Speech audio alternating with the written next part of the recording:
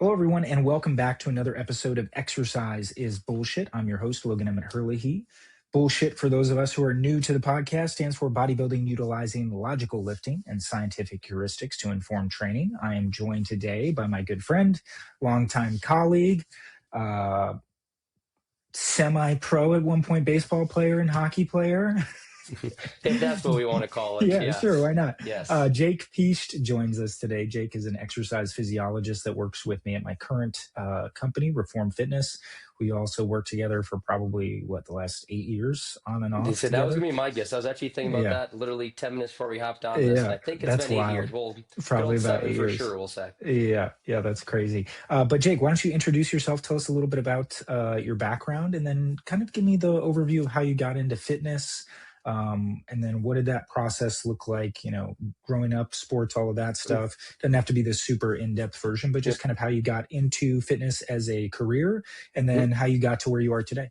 Yeah, it's a great question. So I was reflecting back on this question, and I believe I was 11 or 12 years old. As a hockey player in Minnesota, there's a big strength and conditioning component to that. And I still remember walking into the weight room that very first day as a sixth grader, seventh grader, whatever that was, and being scared, but ultimately like thinking that this was the coolest thing in the world, right? To have this burning sensation, this feeling of doing something hard and then feeling tired afterwards, right? And I can still feel that same kind of feeling now, 20 years later, 30 years later from that. And that's ultimately what kind of sparked my interest in just working out, we'll say. And then ultimately through high school, kind of fell in love with the biologies and the physiology classes and the dissecting of things and stuff like that, which ultimately led into my kind of career or going into kind of college of thinking I wanted to go into physical therapy or just some sort of rehabilitation, right? As an athlete, we all been probably hurt somewhere down the line. And I thought it was fun being that person that helped people getting back to where they were, right? Probably similar to you and probably similar to other people you've asked. They all thought that they wanted to just help people, right? And that's ultimately what kind of built my foundation. But ultimately, along my college career, I had done quite a few just volunteer works at transitional care centers and physical therapy centers. And again, maybe I was just in the wrong world, but I realized that most people don't actually care about getting better. At least that was that kind of spot that I was in. The spot I was in was kind of a transitional care center, people that had just had strokes and heart attacks and double hip replacements and stuff like that. And it blew my mind that these people were kind of just forced to be there through their insurance companies or through their doctors. And as a volunteer, I had a tough time even showing up to volunteer because just seemed like more times than not people didn't actually care about getting better. So it was actually kind of a luck of a draw during my senior year of college. A classmate of mine did her senior kind of seminar thing, and she did her summer project working with our old company at Discover Strength. And so it was just kind of a right place, right time world. And she raved about her experience of being in a one-on-one setting and how these workouts were different. I'm like, oh, interesting. Let me go check out their website. And then things came to that of, hey, me just applying to be a personal trainer, exercise physiologist, and that kind of grew itself there. And then, as you probably remember, that whole process initially it was like drinking through a garden hose, right? I feel like I learned more in 6 months at our first company than what I learned in 4 years as a college student, right? And so I say that kind of grew the passion into wanting to learn more and more and more. And ultimately, obviously, I never went into PT or rehab, but I feel like you and I are in a stance now of being almost like a preventative medicine rather than like a rehabilitative medicine. So I guess long story short, I went down the rabbit hole as most people went down to of physical therapy or medicine or some sort of rehab, and ultimately decided that wasn't the avenue. And I wanted to be on the side of working with healthy people that wanted to stay healthy. Again, not everyone, but majority of people that had a drive to show up and actually wanted to work out and actually follow directions and stuff like that. So I guess that's maybe the long-winded or short-winded story of how we are here today.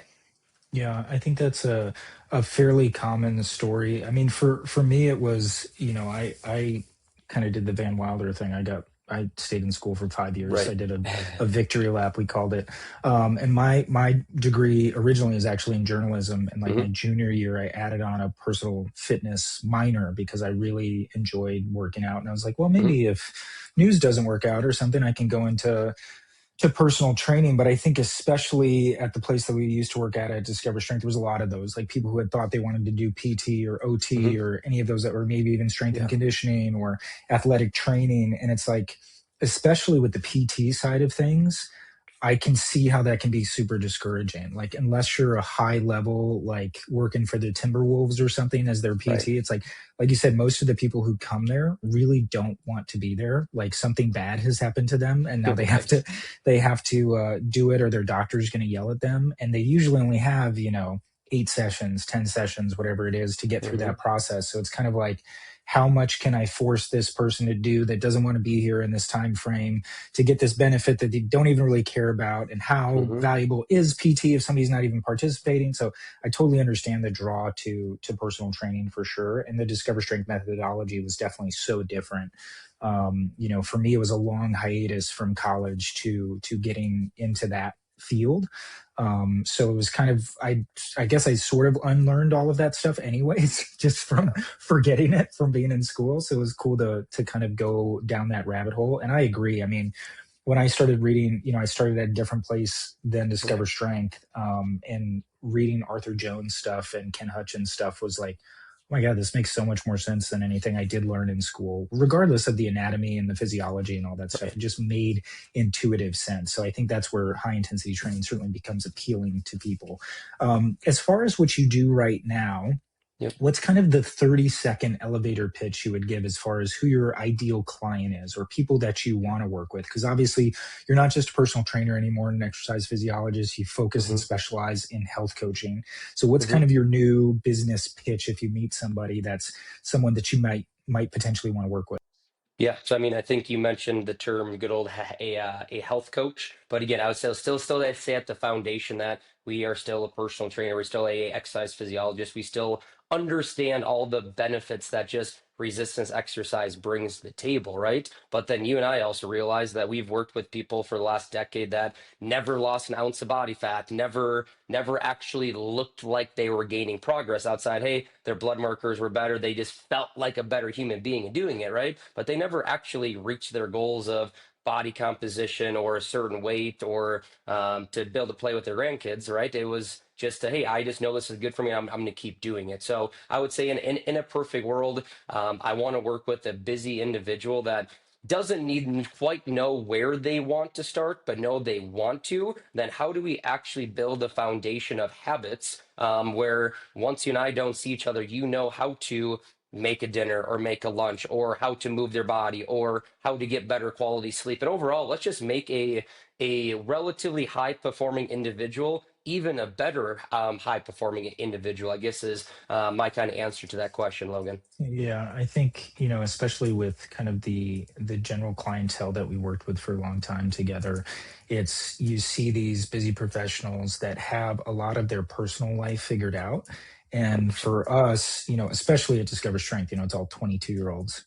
So Mhm. everybody's, can eat cheeseburgers all day if they want to and Yeah. still be in good shape. So it's like it seems so foreign, to see these people that were operating at such a high level in all these other aspects of their life. And I Yep. think a lot of personal trainers probably struggle with this, to be like, why can't you just get it? Like, why can't you just do the other stuff outside of here? And because that Hmm. wasn't part of our business plan, yes, so many people that I worked with that were really happy with the results they felt from Yep. working out, but just didn't see the difference on the scale. I mean, even though we had some programs where we would like do a 30-day body composition thing, it's like we're Hmm. still not holding them accountable. There's still not really any guidance outside of protein. So I think that was one of the things when we reconnected at Reformed, that was really a big driver for me, is like, okay, we finally get to do that. Like, we finally can help these people achieve the things that they want to, besides just this really important thing like strength training. Yeah. Yeah, So I think you mentioned obviously, something go too ahead, there go that ahead. I'll even throw in there too. I read a research article, maybe it wasn't research, it was an article through like the New York Times or something like that,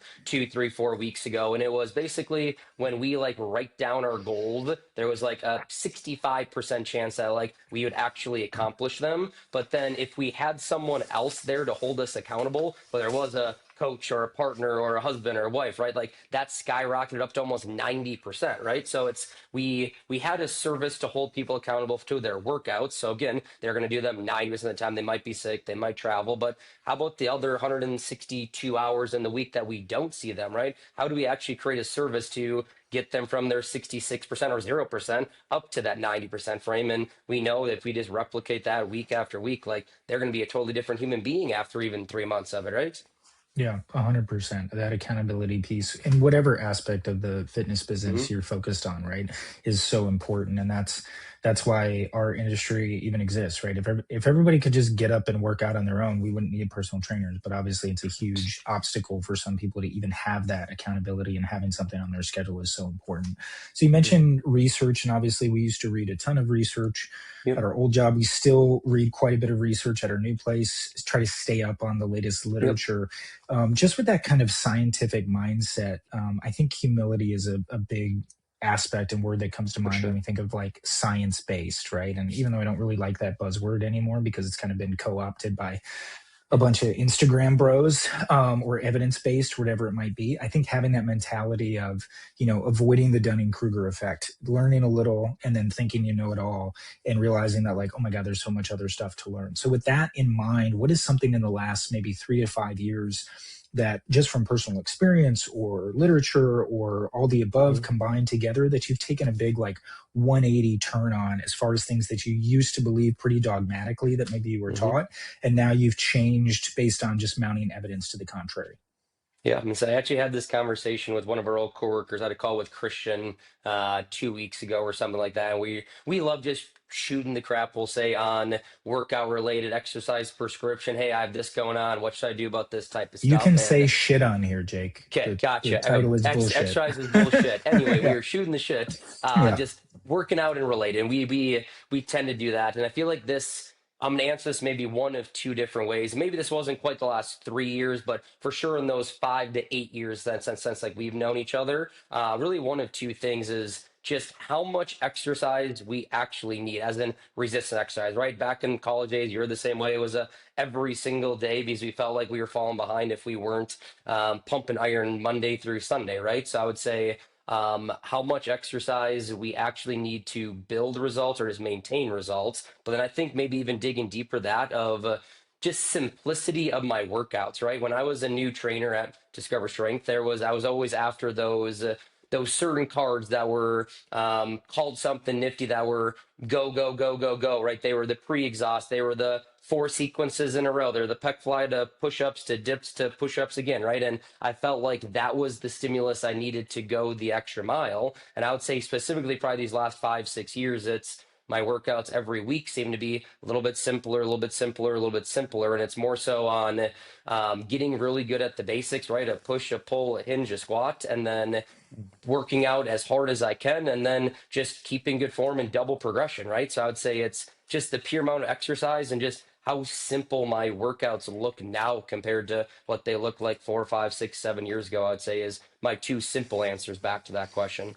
Yeah, I think that's great. And that's something I learned obviously early on before I came to DS, where it kind of frustrated me, because I feel like a lot of times in our industry, high intensity trainers that train more on the DS side of the spectrum, Hmm. where it's not just purely super slow or whatever. It's like, how hard can I handle this person to just Hmm. Just show them, destroy them in to 30 give minutes, them get the, as much in yeah, as to, possible. well, it's not even that. It's just like, I don't trust that they can work hard. Hmm. So I have to force them to work harder than they would Yeah. otherwise. And it's like, I came from a place, thankfully, where it's like, we didn't have we weren't doing pre-exhaust, we weren't doing any of that stuff. It was a pure big five for like a year and a half for me, where that's all I did every Hmm. day, or twice a week. So it Yeah. was like, I learned intensity first, and then I got to see like how to put together and structure larger workouts after that. So my cards for years at DS were always Yeah. like the Simple, simple, simplest simple. ones. Yeah. Hmm.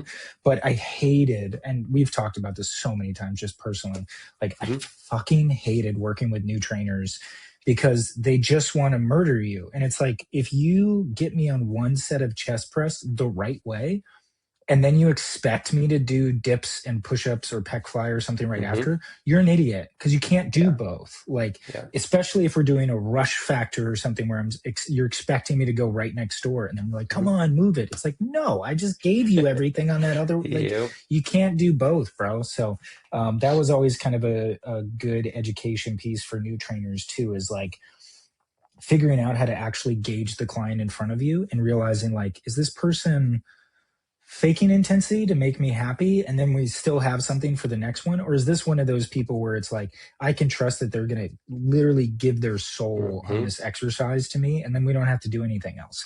You're just Right. responsible for grabbing their soul out of their body, which to me is Yeah. the much better way to motivate Mhm. somebody to actually get that intensity Yep. And higher. I've been kind of maybe in a different world. Obviously, virtual, it's a little bit different than being in person, right? Where in person is a lot easier to just crush someone purposefully just because you have so many options to do. Where now in a virtual landscape, right, you have to be so much better at coaching and instructing and being specific and verbally pushing someone, and almost, at least my mindset anyways, framing up to someone initially of my goal right now, or these first maybe month, 2 months, 3 months, is to push you 4 to maybe 6% harder than what you would by yourself, right? Let's get a foundation. Let's make you have confidence.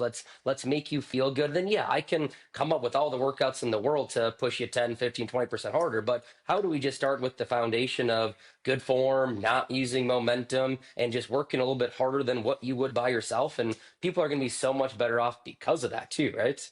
Yeah. So why don't you talk to me a little bit about that transition? I want to kind of take Yeah. a detour here from what I originally had planned because Hmm. I think this is a good conversation to go down because I think there's a lot of trainers in high intensity training that, especially during COVID, tried Yeah. to dip their toes into the virtual training space and found it really either one, hard to do, like hard to Hmm. deliver excellent workouts, or two, it's like they just didn't get the same satisfaction because, especially if you've got like you spent $150,000 on medics equipment, it's like, Hmm. how am I supposed to give somebody the same quality of a workout? And is that diminishing the value of my physical studio? So I feel like a lot of our colleagues kind of dip their toe in. Maybe they still even have like some residual Yeah. clients that are training online that moved away or whatever. But what are some of the keys that you found in making that transition? Because obviously, I would say between you, me, and Xavier, we've probably done more virtual training sessions than probably anybody on the planet It's one on probably a one. fair comment. Yeah. I know there's probably a few other companies, and I know we've seen a few, but they're few and far between. Like there's a lot of online trainers, but there's Hmm. not a lot of virtual one-on-one personal training. And just based on the volume of clients that we have, if we're not up there, we're certainly like top two or three between us as far as number of workouts done. So, what are some of those lessons, like biggest challenges you've had? You mentioned really having to dial in and change your feedback. Kind of talk to me about the process Hmm. of transitioning to virtual and what that's been like for you.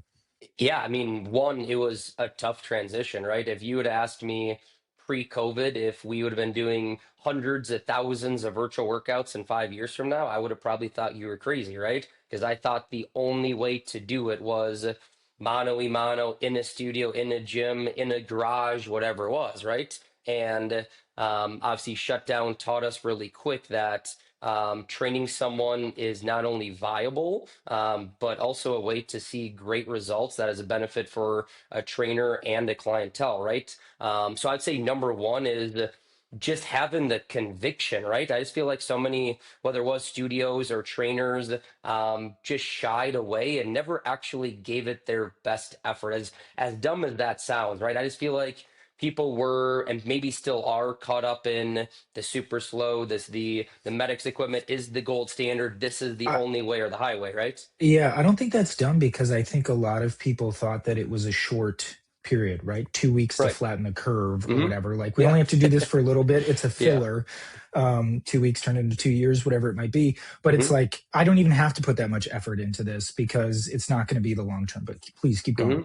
Yeah. So again, do I think going to a gym with state of the art equipment, gold standard piece of equipment, and if you're trying to wick everything out of your body to be the best version of yourself, yeah, maybe that might be a 5% better option, right? But when it comes to being a human being, when it comes to being a professional, when it comes to having a kids and a family, and again, you know this, but I would say 98% of people we run into have somewhat of a home gym already. So people have already purchased hundreds, if not thousands of dollars of home equipment that are just sitting at home, not even being useful, right? So I would say it's one, helped us have clients be just consistent with their workouts, whether they're traveling or sick or their homes or their kids are homesick, or it was a 20-minute drive to the gym and that was always a hassle, right? Now we have a non-negotiable because we can turn on our camera. I can turn on my camera. I can be in Arizona. She can be in Michigan, and we can still get in great workouts, right? There's just one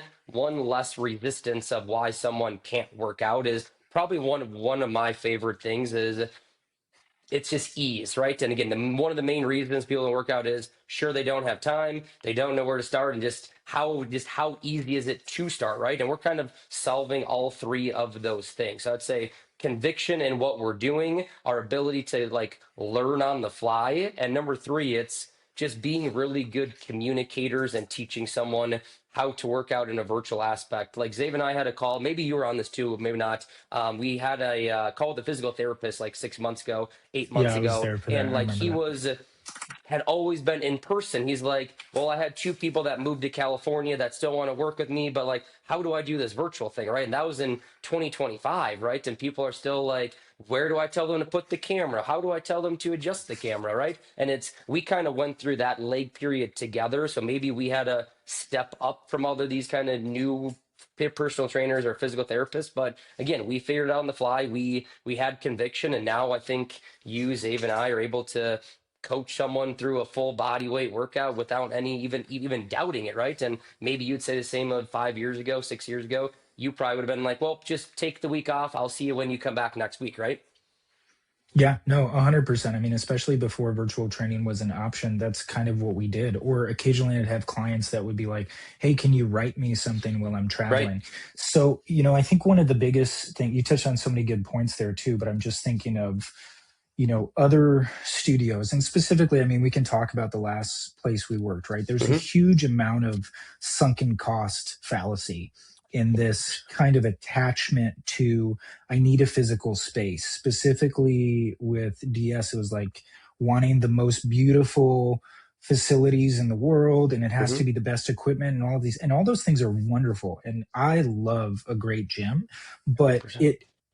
in retrospect now, like especially starting with Reformed, looking at the investment and ROI of virtual training, especially with people who have the skill set that we Yeah. do, and people like other trainers at Discover Strength, it's like it's so idiotic, might be a I harsh know what you're word, saying though. but it seems like, why would you, if you had this opportunity where essentially, I mean, probably 20 to 30% of clients like didn't like virtuals at all, and that might even be high. Like, I think Hmm. everybody appreciated it. I think they didn't like them as much, especially in the beginning, because a lot of our trainers just were kind of figuring it out. Hmm. Like, I think those same people that didn't really like virtuals in the beginning, that were missing the studio, if they trained with one of us now, They would would be love it. like, oh yeah, this is just as good. Yeah, I did, it might even be better for all those other reasons you said, right? So how many times have you had sessions cancel on you because, yeah, the workout's only 30 minutes, but I have to drop my kids off and I have to come across town? And we would have clients. I used to have a lady that would drive 45 minutes from Yep, Maple I remember Grove that. to Woodbury to come work out with me. So it's like, well, now that 30 minutes is actually a 2 hour time investment.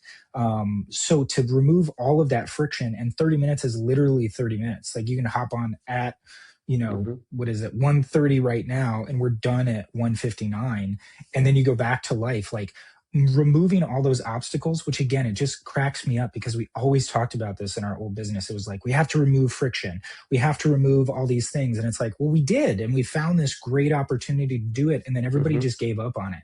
And I think a lot of people in our industry look to that business in particular and said, oh, well, they gave up on it, so why would anybody else want to do that? We have Hmm. to keep investing into physical space, which is so ironic in 2026, because again, we've talked for years in this company about how, like, brick and mortar is kind of a dying business. And then you Hmm. drive anywhere in the country and you just see all these empty and closed signs and for lease.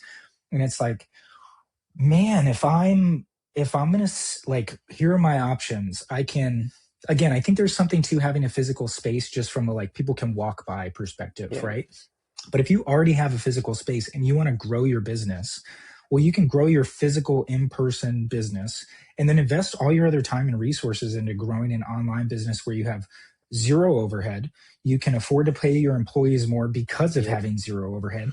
It's zero cost from an equipment perspective. I mean, Yeah. you could You got to pay literally, for a laptop and Wi-Fi.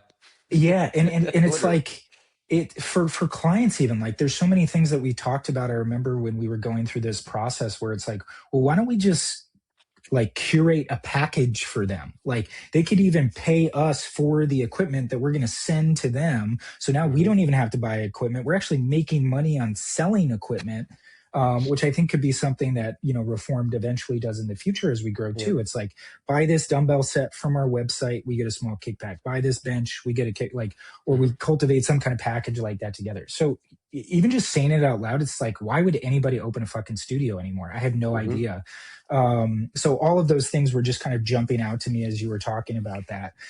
And I As think far one more thing as, going go back to ahead. that Yeah, yeah, too, of like please. you said, like you love a great gym, right? Like I still probably do half my workouts in some sort of gym facility and stuff like that. I probably have, I don't know, a quarter of my clients that still go to a box gym that I train them from, right? It's not that we're holding people accountable of you have to work out from home, right? It's hey, Yeah, you have the freedom to be in a hotel room or a hotel gym or a lifetime or in your basement, right? We have all the different kind of abilities to coach this person, instruct this person. That's not just in the studio, right? You're kind of tying your hand behind your back a little bit of rent yeah. and buying state of the art equipment and then paying for utilities and then finally getting that person to walk in the door, which again was probably the right way to do things leading up till 2020. And again, not that it's the wrong way to do things now, but I think as you and I did, we But progressed and moved forward to what we thought the next best step was within this industry. yeah, I think it's interesting too, though, because as you know as well, so many of our clients, especially being in Minnesota, Yeah. would have this expensive personal training membership, but they'd also be members at other really high end Yep. facilities. And that's one of the nicest things about what we do is like, you can't just go to Lifetime and start training your buddy without somebody walking up to you and being like, hey, what are you doing? But Yep. like, we're still in this weird space where like you bring a little tripod Yep. with you to the gym and people just think you're a 50-year-old fitness influencer. Like nobody has any Hmm. idea what's going on. So we can kind of move, Yeah, I'm uh, you actually know, still surprised. Maybe I am, maybe not, but like I haven't had like a manager, if that's the right term to use, like stop and ask one of my clients like to stop using their phone or like what are you doing and stuff like that. Like I've never Yeah, once the had only that I've had ever it happen. one time, and it was because one of my older clients forgot their earbuds, and they Ah, were and they were at like a it was like a private club too. It wasn't a place they makes normally sense. worked Yeah. out at, and so I'm like yelling into the phone because Yeah, he's they're like, older what and is this can't hear person me doing? anyways. Yeah. Yeah, and I think it was more just like a you can't have your phone volume on as opposed Right. to like you can't work with a trainer. So yeah, we can kind of move inconspicuously in those places as well, and then it's again like you're kind of getting the best of both worlds for the client because it's like if they're already investing in this membership, like they want to go to a Lifetime, they want the family care, they want the pool, they want the sauna. It's like, well, now Yeah. you've got, depending on the client, they've got a full service gym that you don't have to pay physical space for. It's like they can have Correct. a great workout with you and then they can just And then go they can go enjoy get the a other sandwich and a facilities. smoothie Yeah, afterwards and call it a a day. hundred percent, 100%. So I think that's such an important point too. As far as like, we talked a little bit about having the equipment, and obviously, Yep. we I want to talk a little bit more about knowledge of equipment in physical spaces too. I think that's important and something that a lot of our colleagues struggle with. But talk to me like as you're kind of thinking about getting a new client now, what are some of the essential tools that you recommend to people? Let's say on minimum budget, and then you know, average budget and then no Yeah. strings attached. I'll spend whatever I want. Yeah. I mean, great question, first of all. I mean, my answer for number one is at least myself, I've been very fortunate where a lot of new people coming to me already have some sort of home gym, right? Where usually it's some sort of short bands, long bands, and maybe some threes, fives, and 10-pound dumbbells, right? Which is, as you know, initially to get their feet wet for a month, 2 months, 3 months, like that's a great start because whether it's a good or bad thing, I would say the majority of people I have been able to meet these last 2 years since coming to Reformed, most of them have pretty minimal working out history for whatever reason that is. Yeah. And maybe at Discover Strength, I feel like it was maybe more common of, hey, I had a trainer 5 years ago and that fell off, or I tried workouts at F45 and base camp and now I'm coming here, right? Where they've kind of already had like a workout routine or personal trainer experience in the previous 1 to 3 years. Again, maybe your experience was different. I feel like No, that was pretty common for mine. I'd And say that's about now right. Yeah. it's like, yeah, I know I should be working out. My doctor told me I should, but I've never touched a dumbbell in my whole entire life, right? So you can start with those bands, some body weight, physio ball, and see tremendous benefits off from not even buying anything new and just having things in your basement. But I would say, yeah, again, maybe having some dumbbells that go up to, I guess, maybe female speaking, because some dumbbells that go up to some 25s, having some sort of bench that changes angles. Obviously, having some sort of maybe a chin up bar could be a great addition as well, right? And again, I think so far in my 2.5 years of only virtual training, those individuals that are truly bought in are not they never bat an eye to go spend another two, three, four, $500 because they have now seen how much different their body and day feels. Where we never had to do that when we were in a studio. It was always, hey, we'll see you Monday, Thursday. There was very little recommendations, and now I feel like it's very easy for them to get a adjustable bench or a bar and not bat an eye because you already created that groundwork of, hey, actually, all I need is our body weight in a ball, right? So maybe I answered your question, maybe not, but I would say that I've been able to maybe get away with maybe just the bare minimum for those first couple months more than I ever did before from a studio sense. Yeah, for sure. I would agree with all that. I think just from a more specific perspective, and feel free Yep. to add any stuff in Yep. here Yep. too.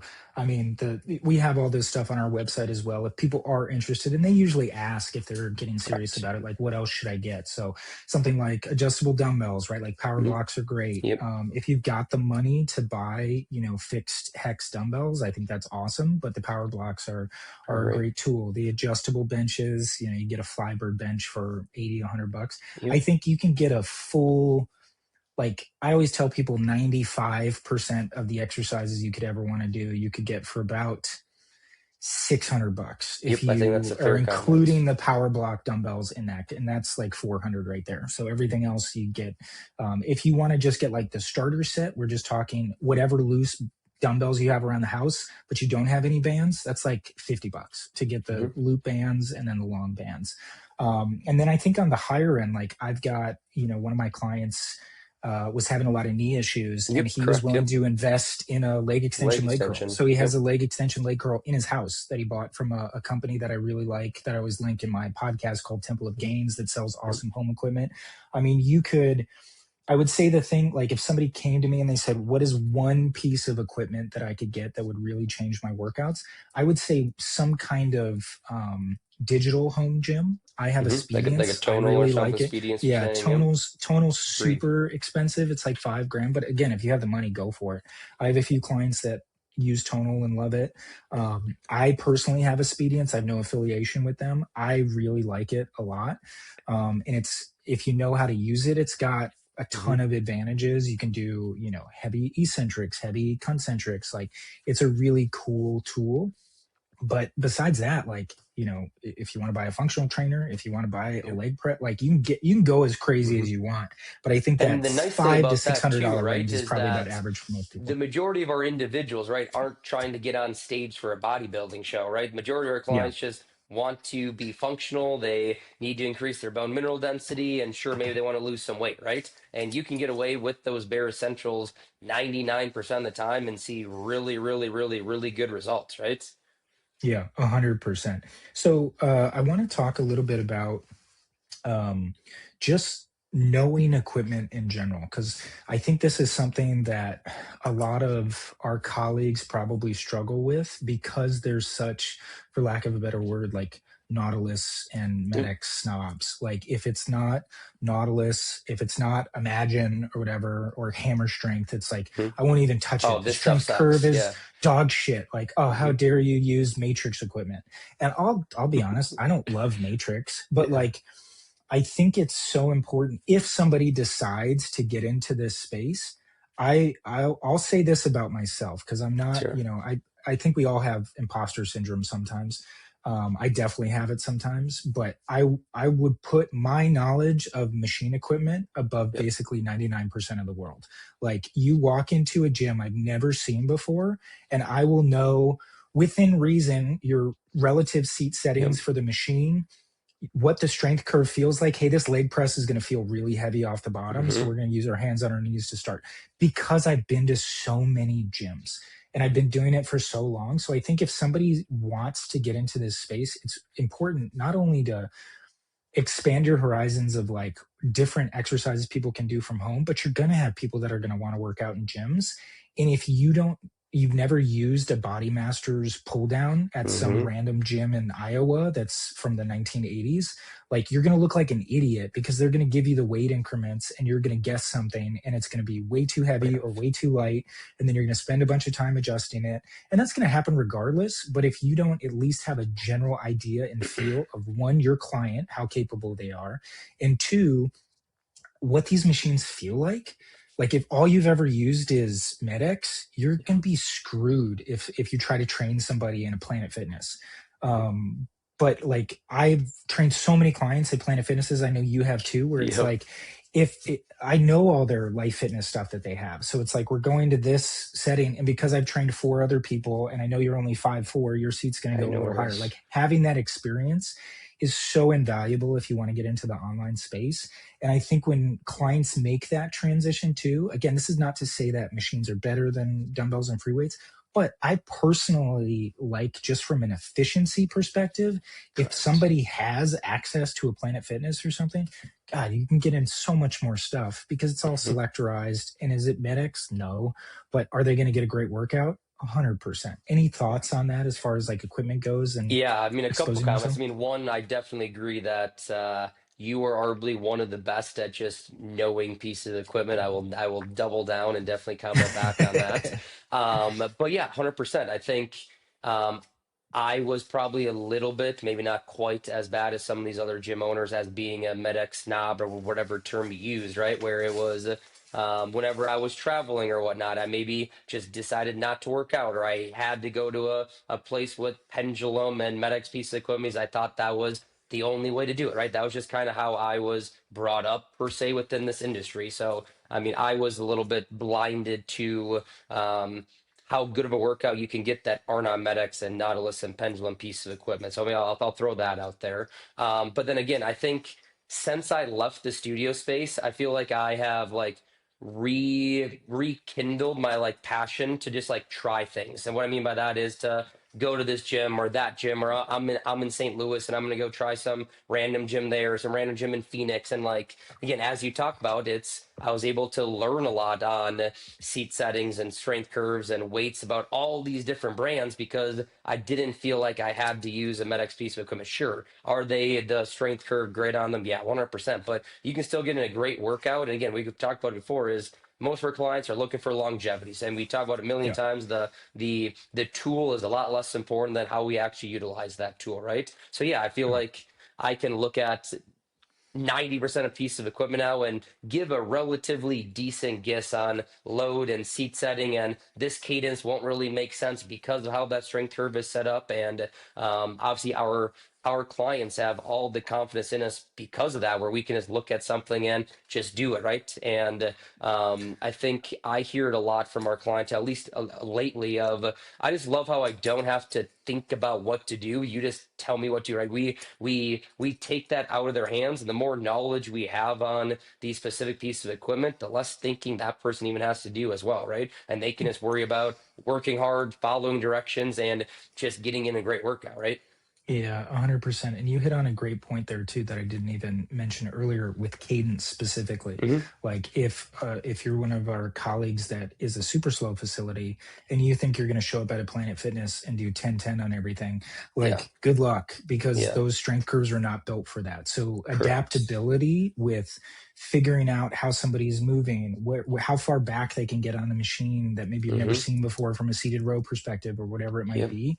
Like if you're locked into a specific cadence or style and you there's no flexibility for speed of movement and adjustability for the workout, like you're going to be screwed. And also that goes into just like having a big five mindset or something Hmm. like that too, where it's like, oh, it has to be chest press, pull down, shoulder press, seated row. It's like, well, Yeah. good luck getting those every single time in every Hmm. gym. Like, you got to throw in a set of biceps, you got to throw in a pulley pullover or something like that because people are going to be on the stuff, right? Somebody's going to Yeah. be at the gym sitting on the leg press for 25 minutes. So if they have to do leg press to get a good Yeah. workout, well, you're screwed. Yeah, you So have to be good at thinking on your toes, right? And if I yeah, I didn't train obviously gyms were shut down, so we never had to deal with that. But if I had to take a guess at myself 6 years ago, and a client would have tell me at Planet Fitness, "Hey, the leg press is taken," like I would have been like, well, I guess we're just gonna hang out here for a little bit then, right? yeah, yeah, 100%. We're gonna wait for it. Hopefully, Right. they'll open up soon. Yeah, yeah, no, 100%. And I think that that mindset, the adaptability mindset, has to be something that you carry with you if you're going to be in this space. I don't want to make it seem like I don't like studios, I don't like gyms, because I obviously do, and I think we Hmm. both do. Let's talk about some of the disadvantages that virtual training might have. And I think the Hmm. biggest one that jumps out to me, you talked about working with someone who maybe has never worked out before.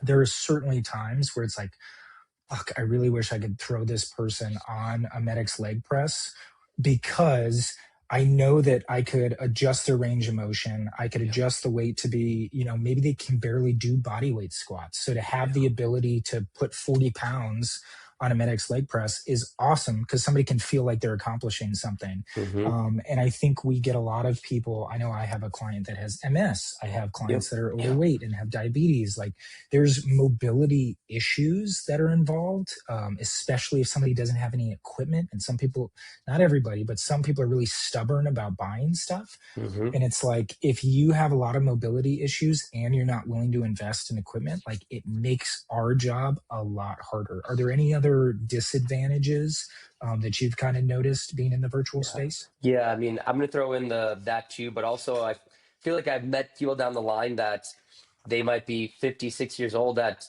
seem like they're a 12-year-old kid that just like are so uncoordinated. And it's Yeah. like, God, I wish I could slide them on like a leg press too, because they're freaking shaking and they're I don't even know how to explain it. It's like, are you okay? Like, I didn't know you had Yeah. balance issues. Like, they're just so weak and have never moved their body. That's like Yeah. they're a 12-year-old that just grew 7 inches over the course of the Yeah. summer and they don't Yeah. even know Yeah. like where they are, right? So Yeah. obviously that's Like a tough. baby giraffe. Right, that's a great Yeah. analogy to put it. Like maybe another example, like yesterday, like Verizon had some sort of like power outage or something like that for a little bit, right? And it's like, okay, we have to scrap FaceTime. I'm gonna send you a Zoom link. Like we're still gonna try to get in a workout and stuff like that too, right? Maybe that's more so like the technology things. But Yeah. I would say as much as those maybe disadvantages of someone's uncoordinated, someone is just not very strong, the just technology things. I still think those disadvantages, the our advantages outweigh those things as maybe as crummy as those might sound, right? Where it's I know that we can still get in some sort of time static contractions or Yeah. put like a chair or a bench underneath them and just do quarter squats to get there, right? Yeah. Like you almost have to treat them like they are like a 7, 8, 9-year-old kid that's never worked out before, and you're literally starting by how do we just contract your quads, contract your hamstrings, contract your chest, and you're starting truly from the basement level, right? Yeah, it's definitely, in person obviously has its disadvantages as well, specifically like when you're stacked, right? So you're doing 30-minute workouts, somebody shows up 15 minutes late. We'd always role play stuff like that. Like, how do you get a workout in? Yep. On our end, I think it's more. Yeah, maybe people show up 5 minutes late. I rarely have somebody show up as late as they used to in the studio, Yeah, or they'll text me. And then the flexibility is obviously a lot easier because it's like, oh yeah, I can just, I'm at my desk anyways. Like I can go, right. I'll take a bathroom break. I'm still gonna make this session happen. But I think again, goes into, I would say adaptability is probably the most important word when it comes to virtual training, Like you're because thinking I've on your had, toes almost constantly, right? And as a yeah, studio trainer, it was a lot more simple of seat, weight, cadence, tell them what to do, right? Where yeah, now I yeah, feel like it's even like a daily basis thing of, hey, I forgot to tell you we went out to the cabin today, or yeah, my husband took the dumbbells with him to the lake place, or yeah. whatever it might be, right? Or my daughter took the bands to college. We don't have those today. Like I feel like it's every single day it's some sort of adaptability, as you just said, of what the client is working through. Yeah, that for sure. And then just from like a technology side, like I've had people where their video doesn't work, or like the connection doesn't work at all. And I've literally trained people on the phone, like can't Mhm. see them at all, Yep. just walked them through a workout that way. So if you don't feel confident doing that, maybe it's not the space for you. Yeah. Because, and then the other thing that I'm sure you've had this too is like, obviously placement is important, right? When we're training people on their phones, 100%. some people have no awareness at all, and you just have to be good at like I got a guy I train currently, and he refuses to get a tripod for his phone. So Hmm. every workout we do, people Yeah, can't you're see this, seeing, but yeah, I'm just half like his body. this. Yeah, I'm on the floor looking up at his machine, whatever he's on, and I just have to Hmm. adapt to that. I have another client, I won't name him because he's the sweetest guy, but he he turned on his blur background Yep. one day like 3 years ago Yep. on Google Meet, and he has not been able to figure out how to turn it off since. So I cannot see him or his machine In, yeah, unless in he's actual in space. frame. Yeah. Yeah, which is fine because I know his gym that he trains at normally super Hmm. well. So like I don't even need to see the machine until he sits down. But now he's traveling, he's in a totally different gym. So I can't see the gym while Yep. he's walking around. So I can't be like, turn your phone around. Like I have no idea where Right. anything is. So we have to like, Hmm. figure it out and work together on that. So And I think one more those thing off from that too is going off from like a population that is 70 and older, or maybe 80 and older, where yeah, we had a couple of those come into the studio, but I felt like they were far and few between, right? Maybe it was yeah. they were scared, they couldn't drive anymore, they whatever it might be. And I think I have five, if not six people that are all over the age of 80 right now. And initially I'm like, they're not going to know how to use FaceTime or Zoom. Like this is never going to work. And fortunately enough, like they FaceTime their grandkids all the time or use Zoom with their grandkids all the time. It's actually been a pretty simple kind of transition into working out from their house over like a technology thing. It has definitely, as you maybe said, of the background is kind of blurred out or their cameras looking up. Like this job has definitely taught me patience, because I feel Yes, like a I hundred percent. repeat myself way more sometimes than what I Yeah, should, and I feel like how can I be more specific is what I always think to myself, but in my mind I'm like I'm telling them exactly like turn your camera down and to the left, like how much more yeah, specific do I need to be, right? But yeah. like this job has taught me so much as patience within my life and world now that I ever thought a personal training job would have ever taught me. Yeah, that's 100% true. I think that's a great point as well. And it's like, again, if you're hearing this stuff and you're like, well, I don't like to be adaptable, because I know like I've worked at colleague studios and stuff before, and they'll put somebody on a routine and they'll never change it. Yeah. That person is there for 10 years. They've never changed it. And if you like, if that's how you operate and you never want to adjust anything, this is probably not the world Yeah, for the you to go-to, dive yeah, into. worlds. Yeah, I Yeah, agree. but if you are open to being adaptable and change and adjust, and like I've got this one client Dan that I love, and Mhm. part of the reason I love training him is because he's traveling all the time. So he's a speaker by trade, so he's all over the country all the time. So I literally never know half of our workouts where he's going to be because he works out at the hotel gym. Sometimes he's at like a local gym that he finds there, but it's fun for me because it's like, one, if he's in a new hotel gym, sometimes it's just dumbbells, sometimes it's a great huge setup, but it's always like as soon as that camera goes on, I got to figure it out and we adjust, and I actually enjoy that. And then the other thing is like it's fun for me to kind of be in new places and get to show off that ability to be like, hey, we're actually going to go here. Oh, that's what I was going to say is he'll send me places ahead of time. Hey, I'm going here. Yep. This is the hotel I'm staying at. It's 2026. I can look up the gym ahead of time. So Hmm. he comes in and I'm already like, we're going to start on the leg Yeah, you press already that they got the have there. blueprint figured out and you know where to And go. we've used that type of machine in the past before, so I actually know what his settings are already on a life fitness Hmm.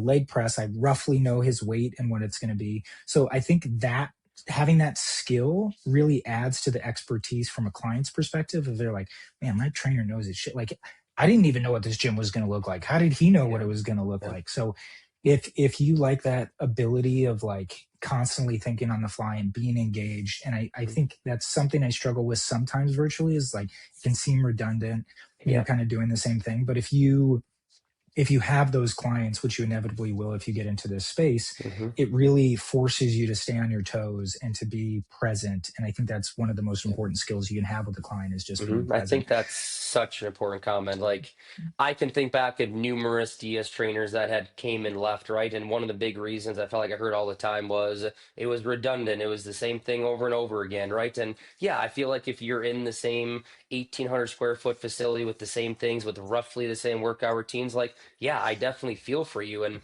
I would argue that one of my favorite things about being in the virtual world is, sure, I'm putting people through workouts, but literally in the course of 5 hours, I have 12 different places that like these people were at, right? One had nothing but body weight and had to come up with something. Someone was in a gym, someone was at their house, someone else was on their backyard deck, right? Like there's so much variation to our days that I feel like my like curiosity stimulant brain like just loves it because each and every person not only has their goals but personality different, but their workout routine for the most part is almost drastically different too because of that. Yeah, 100%. So, as we kind of wrap up here, Jake, we Yep. didn't talk about anything I had planned, but that's okay. I do want to talk about, I think this conversation was super, super beneficial, but let me just ask you, kind of being in this space now for a couple years, what do you kind of think your business is going to look like in, say, the next 3, 5, 10 years? Or what do you hope it looks like as you continue to grow with Reformed and then your own personal Yeah. brand? Like, what does the future look like for you? Man, that's the $1 million question, is it not? Like, I wish I had that magic 8 ball to tell you that, right? So, I guess I would what say, would you like to yep, see? exactly, nope, exactly, yep. My envisioned future. Obviously, it was fun to get in at Reform, right? It was just you, myself, and Zabe, right? Where it was like it felt like we were kind of starting our own thing. Obviously, Zabe did start his own thing, but then we were able to bring over this idea of health coaching, right? And it felt like it was something that you and I like had tried to do for years in the past, but could never actually make that a service just because of where we were at, right? So I'm just, I would say in simple terms, pumped to continue to build the brand that we have to, our 10 to 15 to 20 employees to continue to help people all across the world and not just in a metro area, not just in the greater St. Paul, Minneapolis area, right? And then I'm going to say this, and I would say I want to continue just to get into again kind of the avenue that you're going down honestly as my own personal brand of how do I become a better speaker, better presenter, how do I get to kind of stages and things like that and continue to spread how people should be exercising versus what the research is showing us that how people actually are, right? So my hope and plan is to continue to grow myself publicly, I guess, across the country. Will say would be a phenomenal thing in like the next 5 years, right? That's awesome. That's awesome. And I think the health coaching is a huge piece that really separates our business as well. I think we're already positioned really well, just being unique in that one-on-one aspect from a virtual perspective. But I think the health coaching as well is super important. So if people heard this, they want to ask you any questions, they want to get in touch with you, what's the best way for them to do that? Yeah, I mean, I would say I am very, very, very active on LinkedIn. That's probably a every hour of every single day type of thing. So connecting on LinkedIn, messaging on LinkedIn is probably honestly the easiest. I can definitely throw my good old phone number and email address into like the link of this and stuff like that. But I would love to connect with as many people on LinkedIn as possible. And I would say the main reason is, yeah, I want to share my knowledge, but I feel like LinkedIn is a place that you can learn so much about other people's businesses and knowledge. Like I feel like I learn from people every single day just being on LinkedIn. So I would say my main answer is how can we connect on LinkedIn and grow and learn about each other from there? Yeah, and then just as far as email, it's just Jake at reformed Correct. Dash fitness fitness. com. Correct. Yep. Anybody that's interested in working with Jake can just go to the Reformed Fitness website and Yep. you can click, scheduling a discovery call. You'll see all of our Correct. schedules there. Jake, this was awesome, man. I, again, kind of went down a tangent, but I really enjoyed it. And I think, anybody that's thinking about making this transition to virtual training, if you've got any questions for myself or Jake, we obviously think very highly of this avenue of the business, and I think Mhm. it's a great, even if it's a small investment from your team perspective, like there's so much ROI on it just from a growth potential. And then also, if you just want to do this but you don't actually want to do it, talk to us and we'll do it for you. Like we've Yes. worked with businesses in the past as well where it's basically just a white label service. You can have Hmm. your business name on the service and you Yep. know you're going to get fantastic workouts and make some money for literally not doing anything. So if that's something you're interested in too, make sure you hit both of us up on LinkedIn Yeah, I mean, I or think that's via great email. too, whether you are even like a physical therapist that don't trust someone to pass their client to off to, right? Or someone that is a health coach or life coach and stuff like that, that don't want to go down the workout routes, right? Like there's tons of opportunity for tremendous partnerships there too. Yeah, definitely. Awesome. Well, thank you so much for joining me today, Jake. Thanks everyone for listening. We'll see you in a couple weeks with a new episode and make sure you like and subscribe. Thanks, buddy. Beautiful.